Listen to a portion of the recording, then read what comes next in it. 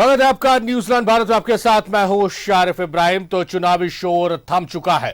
झारखंड में तीसरे चरण के चुनाव प्रचार का शोर थम गया है। प्रत्याशी अब डोर टू डोर जाकर वोट की अपील कर सकेंगे। तीसरे चरण में गिरिडीह, धनबाद, जमशेदपुर और रांची लोकसभा सीट पर चुनाव होना है।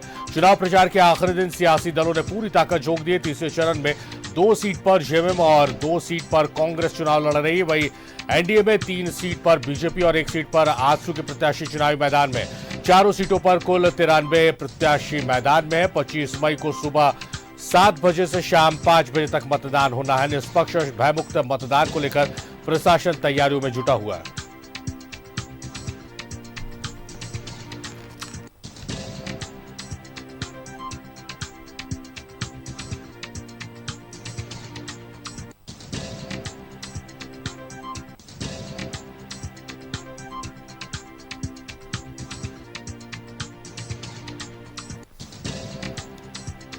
तो झारखंड में थमा तीसरे चरण के चुनाव प्रचार का शोर। अब डोर टू डोर प्रचार कर सकेंगे प्रत्याशी। 25 मई को मतदान होना है। 4 सीटों पर मतदान होना है।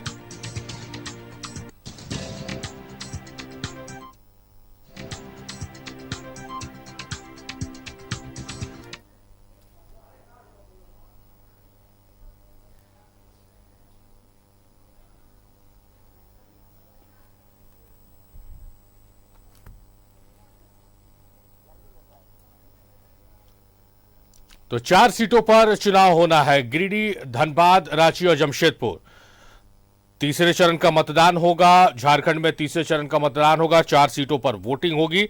और अब चुनाव प्रचार का शोर थम गया है। अब सिर्फ डोर टू डोर, अब यानी कि स्टार प्रचारक अब नहीं पहुंचेंगे, वो जनसभाएं नहीं होंगी। अब सिर्फ प्रत्याशी डोर टू डोर जाकर जनता से वोट अपील कर सकेंगे। और इन चारों सीट पर बड़े नेताओं का, स्टार प्रचारकों का दौरा लगातार जारी रहा।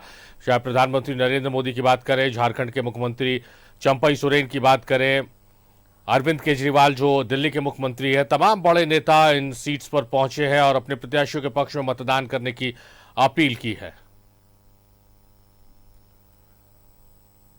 रांची, धनबाद और जमशेदपुर की जो सीट है उसमें 1 to 1 मुकाबला है कांग्रेस और बीजेपी उम्मीदवार के बीच, या यूं कहें इंडिया और एनडीए उम्मीदवार के बीच। और गिरिडीह एक ऐसी सीट है जहां पर त्रिकोण बनता नजर आ रहा है, क्योंकि जयराम महतो वहां पर चुनावी मैदान में ताल ठोक रहे हैं।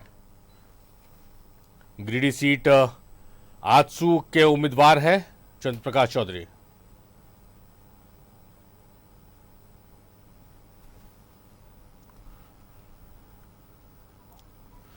और सीधे रुख करेंगे अपने सहयोगियों का और उनसे जानने और समझने की कोशिश करेंगे कि चुनाव प्रचार में किस तरह से स्टार वॉर हुआ और अब वो भोपू जनसभा सब समाप्त हो चुका है। अब सिर्फ डोर टू डोर जाकर प्रत्याशी कैंपेन कर सकेंगे, वोट अपील कर सकेंगे। रांची से हमारे साथ शहनवाज अख्तर जुड़ रहे हैं, धनबाद से हमारे साथ अजय लाल जुड़ रहे हैं और जमशेदपुर से हमारे साथ भावना जुड़ रही है।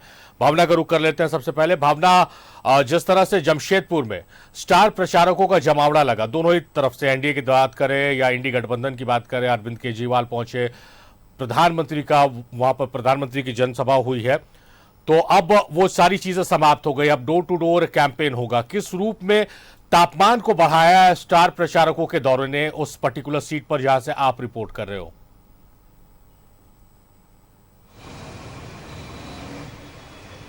देखिए शारिक, मैं आपको बता दूं कि जमशेदपुर में हूं और आप भी इस बात को बहुत अच्छे से जानते हैं और हमारे झारखंड की जनता भी जानती है कि सबसे ज्यादा अगर मौसम बदलता है तो वो इसी जमशेदपुर में बदलता है। अगर आप तापमान की बात करेंगे तो सबसे ज्यादा जो गर्म है तापमान वो जमशेदपुर में रहता है। लेकिन कल से लेकर अभी तक मैं आपको बताऊं शारिक, तो 48 घंटे में मौसम का मिजाज बदल गया है। कल बारिश होती है और आज क्योंकि चुनाव का अंतिम प्रचार प्रसार का दिन होता है तो आज देखते हैं तो धूप जो है यानी कि सूर्य देवता मेहरबान हो जाते हैं। और ऐसे में जब विष्णु देव साय जो कि छत्तीसगढ़ के मुख्यमंत्री वो आते हैं, उनका प्रचार प्रसार होता है।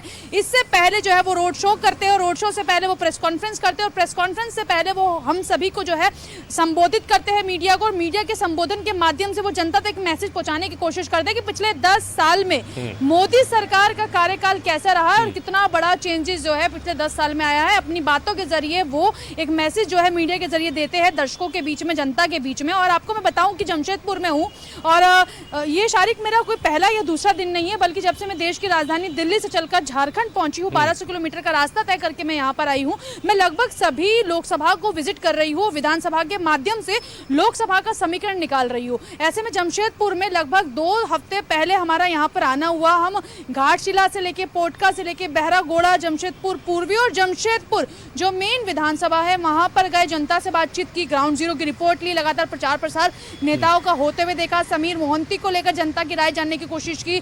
यहाँ तक कि जो बीजेपी के प्रत्याशी है, जो कि 2 बार से सांसद भी और जिसके लिए कहा भी जाता है, खासकर इस सीट की मैं बात कर रही हूँ, फिर मैं विद्युत वरण महतो को लेकर भी बताऊंगी आपको कि 2 बार इस सीट से जो व्यक्ति जीत जाता है, तीसरी बार जीतना मतलब अपने आप में बहुत बड़ी बात हो जाती है। ऐसे में एक जगह अगर बात पर हम देखें तो विद्युत वरण महतो जो कि वर्तमान में प्रत्याशी है भाजपा के, 2 बार सांसद का भी यहां से चुनाव जीतकर पार्लियामेंट पहुंच चुके हैं, देश की राजधानी दिल्ली में पहुंच चुके हैं। उनको लेकर भी आप ये समझिए कि उनके लिए एक अग्नि परीक्षा नहीं है बल्कि एक कड़ी परीक्षा है, जो नैया उनको स्वयं पार लगानी है। जो अंदरूनी रिपोर्ट्स है मेरे पास, जो यहाँ पर निकल कर आई है, मैं थोड़ा सा दर्शकों को जानकारी दूं तो कि कहीं ना कहीं विद्युत वरण महतो भी चिंता में नजर आ रहे थे, क्योंकि समीर मोहंती भी टक्कर में है। क्योंकि देखिए यहाँ पे 2 तरीके के वोट है, एक वो वोट है जो टाउन से बोलता है, एक वो वोट है जो रूरल से बात करता है। और जब रूरल की बात करते हैं, गांव में बात करते हैं, तो संख्या ज्यादा होती है एज कंपेयर टू टाउन के, यानी कि शहर के। हम रूरल का जितना कवरेज करके आए हैं, जनता काफी ज्यादा असमंजस में है कि मोदी के वादों पर जाए या वर्तमान की राज्य सरकार के वादों पर भरोसा करे। क्योंकि एक तरफ तो रोजगार की बात होती है, दूसरी तरफ कहा जाता है कि रोजगार दिया जा चुका है, एक तरफ शिक्षा की बात होती है, दूसरी तरफ कहा जाता है कि शिक्षा ग्राउंड पर दी जा चुकी है, एक तरफ स्वास्थ्य सुविधाओं के लाभ की बात होती है, तो दूसरी तरफ कहा जाता है कि लाभ तो ग्राउंड पर उतर चुका है। यानी कि एक तरफ वादे है, एक तरफ काम है, एक तरफ काम है तो दूसरी तरफ वादे है। लेकिन क्योंकि सारी की जनता को तय करना है, जमशेदपुर का समीकरण जनता के हाथ में है। मैं इस समय जमशेदपुर के मेन टाउन में खड़ी हूँ। बिष्टुपुर थाने से कुछ कदम की दूरी पर मेरी ये दूरी है, जहां से मैं इस समय अपने जनता को लाइव बता रही हूँ कि आज का अपडेट क्या है। हम सुबह से कवरेज कर रहे हैं। विष्णुदेव सहाय से हम बातचीत करते हैं, बातचीत करके एक निष्कर्ष निकालने की कोशिश करते हैं, तो वो भी काफी ज्यादा नाराज होते हुए नजर आते हैं। उनका कहना है कि नक्सलवाद पर बात क्यों नहीं होती है। छत्तीसगढ़ को जो है बने हुए कितने साल हो चुके हैं, उतना ही समय झारखंड को हुआ है, लेकिन छत्तीसगढ़ आज कहां पर है और झारखंड अभी आज कहां पर स्टैंड कर रहा है। ऐसे में नेताओं को जरूरत है कि जागरूक होना, सिर्फ मात्र वोट के लिए जनता के बीच में पहुंचना नहीं, बल्कि उस वोट के माध्यम से जनता के लिए कामकाज भी करना, वो चीजें धरातल पर भी उतरना। क्योंकि बीजेपी कहती है सबका साथ, सबका विकास, सबका विश्वास, सबका प्रयास। बीजेपी दूसरी तरफ ये भी कहती है कि बूथ हो, जिला हो, मंडल हो, नुक्कड़ हो, कस्बा हो या गांव हो, उस पर हम काम कर रहे हैं। लेकिन क्या 10 सालों के कार्यकाल से जनता खुश है या नाराज है, ये हमारी ग्राउंड जीरो से आज जो है हमने अपने दर्शकों को लगातार दिखाया है और आज की भी रिपोर्ट हमने अपने दर्शकों को दिखाई है। लेकिन अब सवाल ये उठता है कि वो तमाम चीजें क्या वोटों में तब्दील हो पाएगी? क्या जनता जनार्दन के दिल में वो तमाम चीजें जो है उतर कर आएगी जमशेदपुर से? क्या जो 2 बार प्यार जनता ने बनाकर रखा था वो बना रहेगा, या फिर कहीं ना कहीं जनता की नाराजगी वोटों के रूप में तब्दील हो सकती है? कई सवाल है और उन तमाम सवालों के जवाब 4 जून को मिलेंगे। और भावना, आपने डायरेक्ट कुछ नहीं कह के भी बहुत कुछ कह दिया है, और इशारा जो लोग हैं जो राजनीति को बहुत करीब से जानते हैं, समझते हैं, अगर आपको सुनेंगे तो जमशेदपुर सीट में क्या कुछ होने वाला है वो उन्हें एक ब्रॉड पिक्चर तो जरूर मिल जाएगा। भावना, लौटते हैं आपके पास, अजय का रुख कर लेते हैं। अजय हमारे साथ कोयला राजधानी से मौजूद है, धनबाद से मौजूद है। अजय, जो सियासी पारा है जमशेदपुर के बाद अगर कहीं सबसे ज्यादा बढ़ा हुआ नजर आया है तो वो धनबाद लोकसभा संसदीय क्षेत्र में देखने को मिला है। किस रूप में पसीना बहाया, किस रूप में प्रत्याशी गए हैं मुद्दों को लेकर जनता के दरबार में, जनता की अदालत में, और किस रूप में जनता आकलन कर रही है? क्या मिजाज टटोल पाए हैं आप?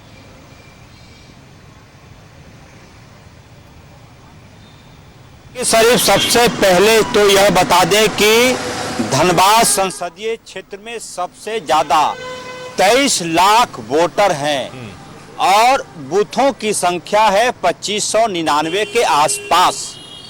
और इस चुनाव प्रचार में वो तमाम चीजें बेपर्दा हो गई जो अब से पहले हम और आप नहीं बोलते थे, जिसकी चर्चा हम आप नहीं करते थे। खुलेआम उन चीजों का जिक्र किया गया जिसका जिक्र नहीं होना चाहिए था। उन सवालों को उठाया गया जिससे किसी की भावना आहत हो सकती थी। लेकिन धनबाद के लोगों का मैं बधाई देना चाहूँगा कि तमाम चीज़ें सुनकर भी लोग चुपचाप रहे, शांत रहे।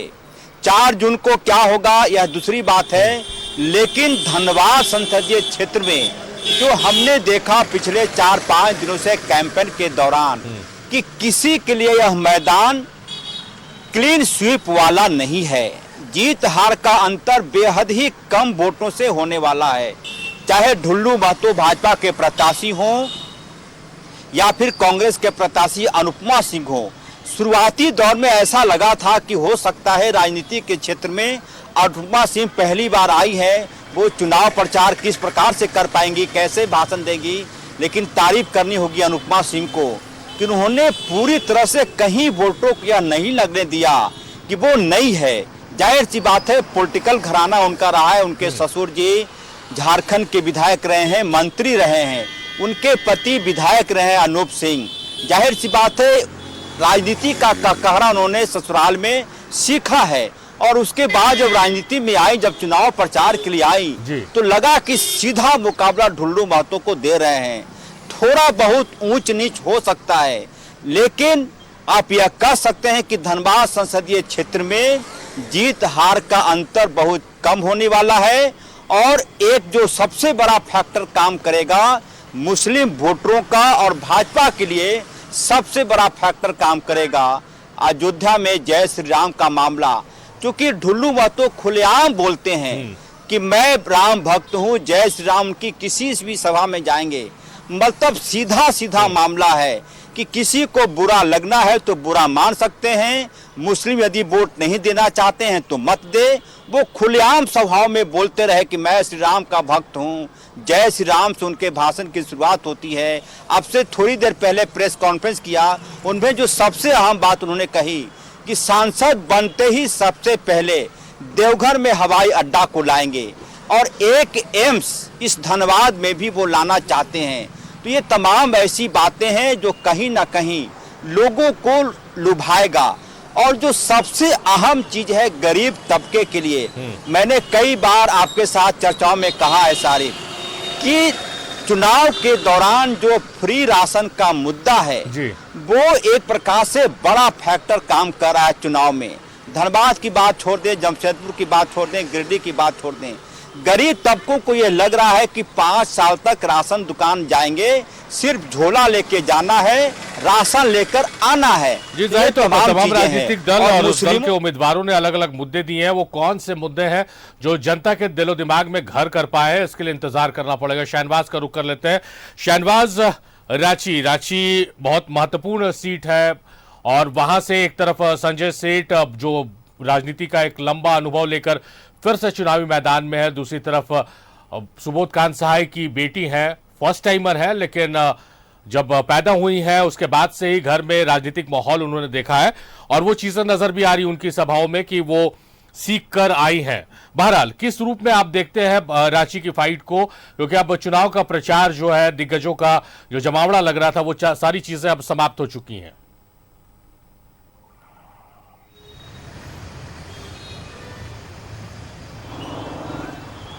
टू नेक फाइट में तब्दील होता जा रहा है।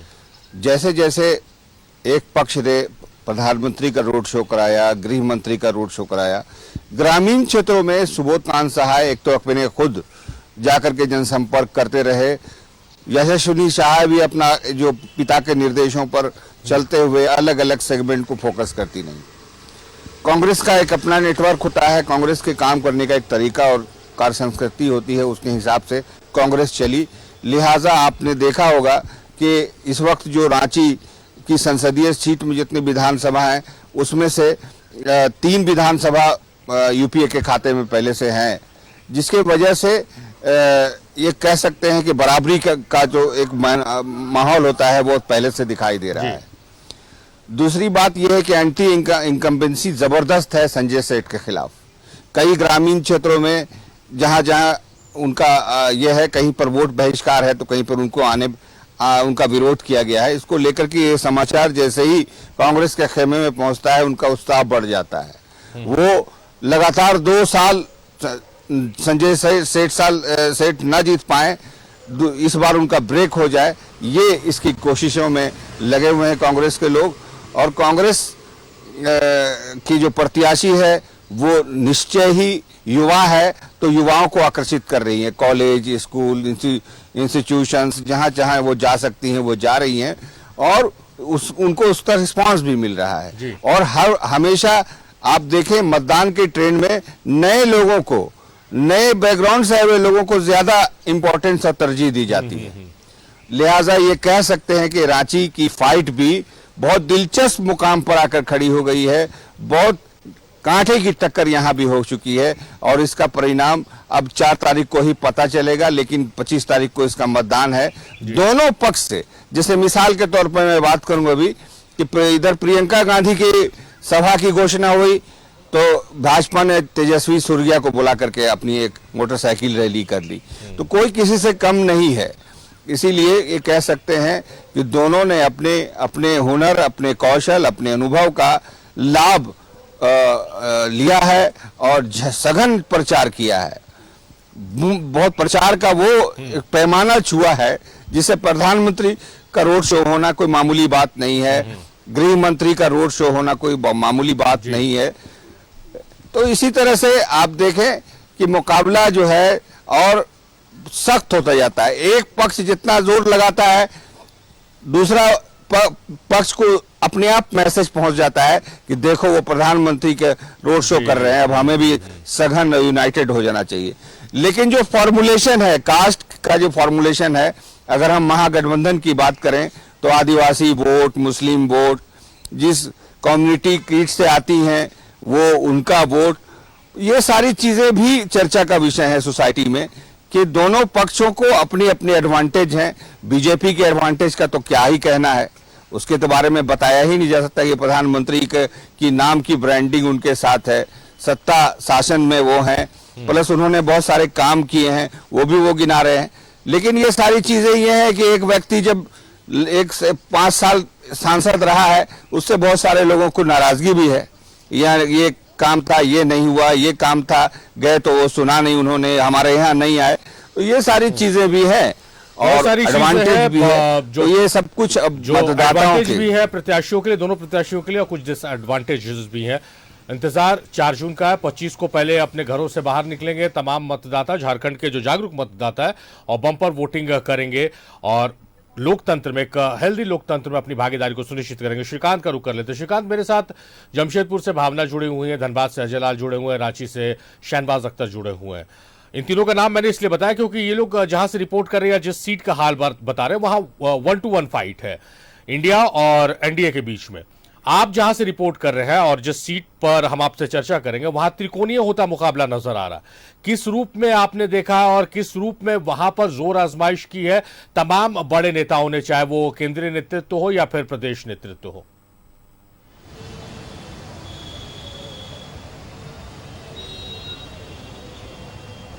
में महत्वपूर्ण सीट अब हो गई है क्योंकि बहुत जगह पर जैसा कि आपने कहा है कि मुकाबला सीधे आमने सामने है, इंडिया अलायंस और एनडीए अलायंस। लेकिन देखिए शारिफ, मैं आपको बात बता दूं कि यहाँ पर दोनों जो गठबंधन है, चाहे इंडिया अलायंस की आप बात कर लें या एनडीए अलायंस की, दोनों गठबंधनों ने अपने गठबंधन के जो क्षेत्रीय दल हैं उनके लोगों को टिकट दिया है।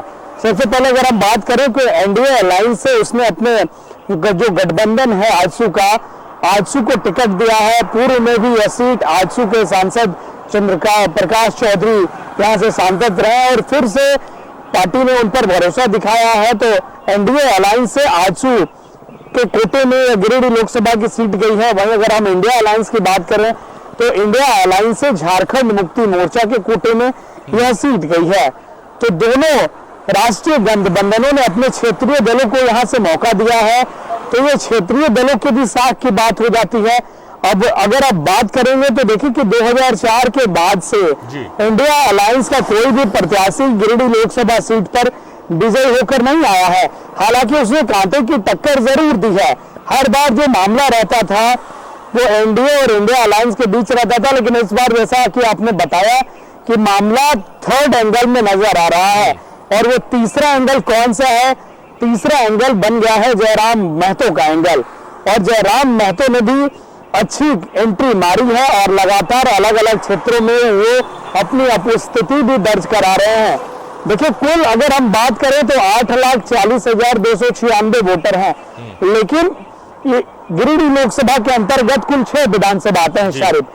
अगर वर्तमान हालात को अगर आप देखेंगे तो उसमें 4 विधानसभा सीटों पर इंडिया अलायंस का कब्जा है, जबकि पिछले लोकसभा चुनाव में ये परिस्थितियां इसके विपरीत थी।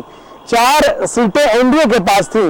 तो क्या इंडिया अलायंस के पास जब 4 सीटें हैं 4 विधानसभा की, तो क्या इसका फायदा इंडिया अलायंस को मिलेगा? क्या उनके लोगों ने इंडिया अलायंस के गठबंधन में उतनी मेहनत की है, या फिर से एनडीए अलायंस के जो प्रत्याशी हैं वो बाजी मारेंगे? या इन सब के बीच में इस बार जो तीसरा एंगल आप बता रहे हैं, या जो जनता देख रही है, जयराम महतो, वो कुछ नए चेहरे के तौर पर सामने आते हैं, या वो सिर्फ एक वोट फैक्टर बन के रह जाएंगे? देखिए, तीनों प्रत्याशियों में कॉमन बात क्या है कि तीनों प्रत्याशी उस समाज से आते हैं जो समाज गिरिडीह लोकसभा में निर्णायक भूमिका में रहा है, कुर्मी समाज। अब निश्चित तौर से कुर्मी समाज से जब तीनों प्रत्याशी हैं तो वोट बैंक भी डिवाइड होगा। तो इस बार कुर्मी वोटर निर्णायक भूमिका में नहीं होंगे शायद। इस बार जो मुस्लिम वोटर हैं, जो एसटी वोटर हैं, और इसके साथ साथ महत्वपूर्ण भूमिका हो जाती है ओबीसी और जनरल वोटर की, यानी कि जो यादव हो गए, जो भूमियार हो गए, जो राजपूत हो गए, जो ब्राह्मण हो गए। इस बार जो पाला है वो उनके खाते में चला जाएगा। गेम उनके पास है। अब वो किसके पक्ष में बॉलिंग करेंगे और किसे शॉर्ट बॉल देंगे ताकि वो छक्का मारे, ये तो आने वाली 4 तारीख को मालूम होगा। लेकिन मुकाबला बड़ा ही दिलचस्प हो चला है गिरिडीह में। सभी दलों ने अपने अपने स्तर से मेहनत जरूर की है यहाँ पर अपने जनता को निभाने के लिए, लेकिन जनता किस पे अपना भरोसा जताती है? निश्चित तौर से सांसद है वर्तमान में, 5 साल वो लगातार रहे हैं, तो कई शिकायतें भी हैं कि कई क्षेत्रों में वो आए नहीं है, कई क्षेत्रों में वो पहुंचे नहीं है। लेकिन कुछ दिन पहले आपने देखा होगा कि यहाँ गिरिडीह में बिरनी में मोदी जी ने सभा की थी। मोदी जी ने साफ तौर पर कहा था कि मैं ही आपका सांसद हूं, मैं आपके विधायक हूं। अब मोदी फैक्टर कितना काम करता है ये तो 25 तारीख को वोट होगा, जब उसके लिए प्रत्याशियों की किस्मत ईवीएम में बंद होगी वोटिंग के लिए और 4 को नतीजे के लिए। लेकिन एक बात तो स्पष्ट है कि जिन भी लोगों ने, जो दर्शकों ने हमारे इस प्रोग्राम को देखा, आधे घंटे तक हम तमाम अपने संवाददाताओं से बात कर रहे थे। जो भावना ने जानकारी दी, अजय लाल ने, शहनवाज अख्तर ने या श्रीकांत ने, उससे चीजें स्पष्ट नजर आ रही हैं, उससे एक ब्रॉड प्रोस्पेक्ट तो नजर आ रहा है। लेकिन फिर भी दावे के साथ कुछ नहीं कहा जा सकता, क्योंकि चुनाव है, जनता के मिजाज को टटोलना जरा सा कठिन होता है। जनता अपना फरमान सुनाएगी 25 को और हमें पता चलेगा 4 तारीख को। बहुत शुक्रिया भावना आपका, बहुत शुक्रिया अजय आपका, शहनवाज आपका भी बेहद शुक्रिया, श्रीकांत आपका भी बेहद शुक्रिया।